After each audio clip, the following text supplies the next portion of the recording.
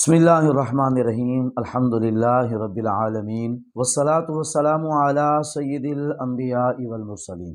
گرامی قدر ناظرین سامعین، گزشتہ کلپ کے اندر میں نے چند ایک مشہور علماء اور اہل سنت کے نامور دینی ادارے جامعہ نظامیہ، جامعہ نعیمیہ، جامعہ حجویریہ سمیت لاہور کے مرکزی اداروں کا اعلامیہ اور علماء اہل سنت کی طرف سے ڈاکٹر صاحب کے بارے میں جو رائے تھی اس کے حوالے سے گزارش کی تھی، لیکن ویڈیو کلپ کے طوالت کے پیش نظر بات ادھوری رہ گئی تھی۔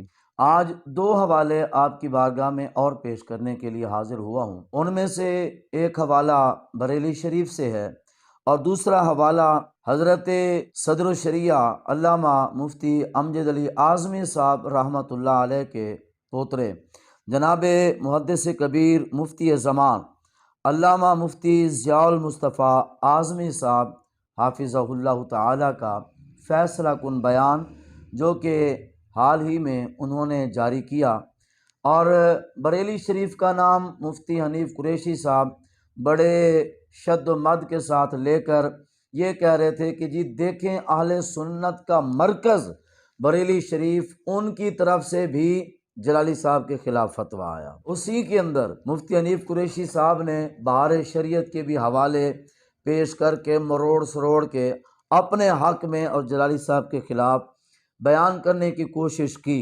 صاحب بہار شریعت کے گھر کے چشم و چراغ علامہ ضیاء المصطفیٰ اعظمی صاحب کا ذاتی بیان ڈاکٹر جلالی صاحب کی حمایت میں آ گیا۔ آپ اس کو سماعت فرمائیں اور پھر خود فیصلہ کریں کہ اس وقت مفتی حنیف قریشی کے دامن میں کیا ہے۔ مسلک کے سنجیدہ مزاج علماء، مسلک اہل سنت کے سنجیدہ مزاج مشائخ، مسلک اہل سنت کے سنجیدہ مزاج مفکر سارے کے سارے جلالی صاحب کے ساتھ ہیں اور ان کے حق میں بیانات دے رہے ہیں، اور خصوصاً ان دونوں کلپس کے اندر بریلی شریف والا بیان اور محدث کبیر مفتی زمان علامہ ضیاء المصطفیٰ اعظمی صاحب کا بیان، اس چیز کے اندر جس چیز کو واضح کیا گیا وہ میں نے اپنے گزشتہ کلپ کے اندر حضرات کے سامنے بیان کرنے کی کوشش کی تھی، لیکن بڑوں نے جس انداز میں بیان کیا ان کا انداز خوبصورت ہے، سبحان اللہ، پیارا انداز ہے ان کا۔ اس کے اندر وہی بتایا گیا کہ جب مطلقاً لفظ خطاب بولا تھا تو ڈاکٹر صاحب کے اس بیان پر اہل سنت نے ان سے مطالبہ کیا تھا کہ جلالی صاحب آپ کے یہ الفاظ درست نہیں ہیں۔ تو پھر جلالی صاحب نے جب یہ وضاحت پیش کر دی کہ میری مراد مطلق خطا نہیں ہے، خطائے اجتہادی ہے جس پر گناہ کا اطلاق نہیں ہوتا، جس خطا اجتہادی پر غلطی کا اطلاق نہیں ہوتا، جس خطائے اجتہادی کو آپ کسی دوسرے نامناسب معنی میں نہیں لے جا سکتے، بلکہ خطائے اجتہادی وہ لفظ ہے کہ اگر کسی مجتہد سے یہ سرزد ہو بھی جائے تو اس کے اوپر اس کو گناہ نہیں ملا کرتا، اللہ تعالیٰ نیکی عطا فرماتا ہے۔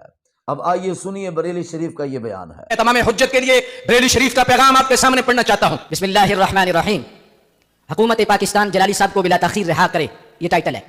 یہ 30/7/2020 کو شائع ہوا ہے، مرکزی دارالفتہ بریلی شریف۔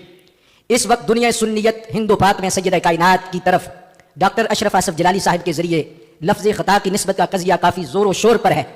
دراصل یہ بحث ایک خالص علمی بحث تھی، اسے اہل علم تک ہی محدود رہنا چاہیے تھا اور مقتدر علماء اہل سنت کو باہم بیٹھ کر ہی یہ معاملہ حل کر لینا چاہیے تھا، مگر افسوس کہ ایسا نہیں ہوا۔ اہل بیت اطہار رضوان اللہ علیہم اجمعین کی عظمت و محبت جزو ایمان اور نجات اخروی کا ذریعہ ہے۔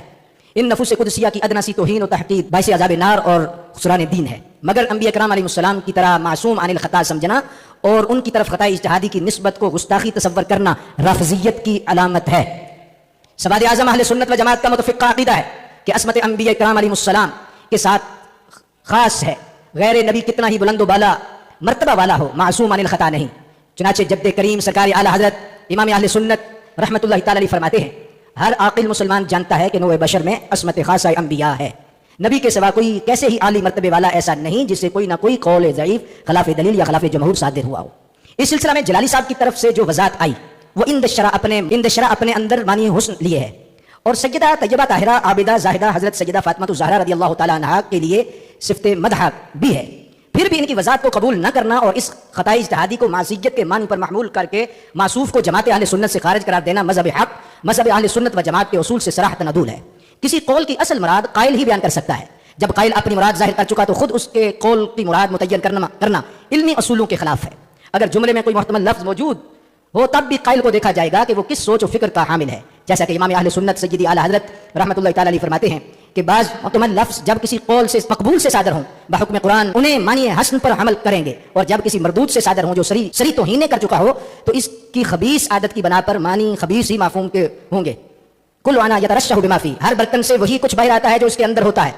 فقیر قادری جلالی صاحب کی گرفتاری اور ان پر لگائے گئے بے جا الزامات کی سخت مذمت کرتا ہے. نیز حکومت پاکستان سے مطالبہ کرتا ہے کہ وہ مولانا کو فوراً رہا کرے، اور علماء و عوام اہل سنت سے التماس ہے کہ مسلک اعلی حضرت پہ قائم رہو، زندگی دی گئی ہے اسی کے لیے. افسوس ہے کہ چند جید علماء اہل سنت بھی رافضیوں کی سازش کا شکار ہو گئے اور جلالی صاحب پر طرح طرح کے حکم لگا کر انہیں اہل سنت سے خارج قرار دے دیا. اس سلسلے میں اس قدر شور ہوگا ہوا کہ آج وہ جہل کی سلاخوں کے پیچھے ہیں، جس سے اہل سنت کو صرف نقصان پہنچ رہا ہے، جس سے رافضیوں کو فائدہ اور اہل سنت کو صرف نقصان پہنچ رہا ہے. جبکہ آئے دن وہاں کے شیعہ صحابہ کرام کی شان میں شدید گستاخیاں کرتے ہیں مگر ان پر کوئی کارروائی نہیں ہوتی.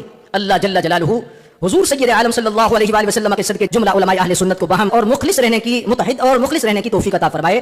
انہیں اپنے حفظ و امان میں رکھے. آمین بجاہ النبی الامین صلی اللہ تعالی علیہ وآلہ وسلم. یہ شہزادہ اعلی حضرت مفتی اعظم ہند حضرت قبلہ محمد اسجد رضا خان دامت برکاتہم العالیہ آپ کی طرف سے یہ فتویٰ بھی اور یہ پیغام بھی شائع ہوا ہے جو قاضی القضاء فی الہند بریلی شریف ہے. اور اس کے ساتھ یہ حضرت محدث کبیر علامہ ضیاء المصطفیٰ اعظمی صاحب دامت برکاتہم العالیہ کا فیصلہ کن بیان. حضرت فاطمہ الزہرا رضی اللہ تعالی عنہا نے جو مطالبہ کیا تھا یہ خطا نہیں، خطا اجتہادی تھی جس پر ثواب ملتا، اس کو خطا کہہ کر ان کو خطا بار کہنا درست نہیں. اس لیے میں مناسب جب اس سلسلے میں خطا کا لفظ استعمال کیا گیا اور انہوں نے یہ وضاحت کر دی کہ اس سے مراد میری خطا اجتہادی تھی. وہ تو شریعت میں خطا اجتہادی ہے لہجہ بھر، اور وہ کوئی جرم نہیں، وہ غلطی نہیں، وہ گناہ نہیں، وہ خطا ہے جس پر کہ اجر ہے اور ثواب ہے، جس کو خطا اجتہادی کہا جاتا ہے. تو اب ان کے اوپر طعن و تشریح کرنا یہ صحیح نہیں، کیونکہ انہوں نے اپنی مراد ظاہر کر کے گویا کہ اس بات سے رجوع کر لیا ہے کہ یہ خطا مطلق خطا نہیں ہے بلکہ یہ خطا اجتہادی ہے. بس تمام سنیوں کو یہ بھی یاد رکھنا چاہیے کہ اس مسئلے کو زیادہ چھیڑخانی کر کے شیعوں کو کوئی بھی اپنا ہم نوا نہ بنائے. جب ان کی طرف رغبت ہوگی تو اس کا نتیجہ بہت برا ہوتا ہے. حضرات خلفائے راشدین کی شان میں گستاخیوں کے تخیلات اور وسوسے آنے لگتے ہیں.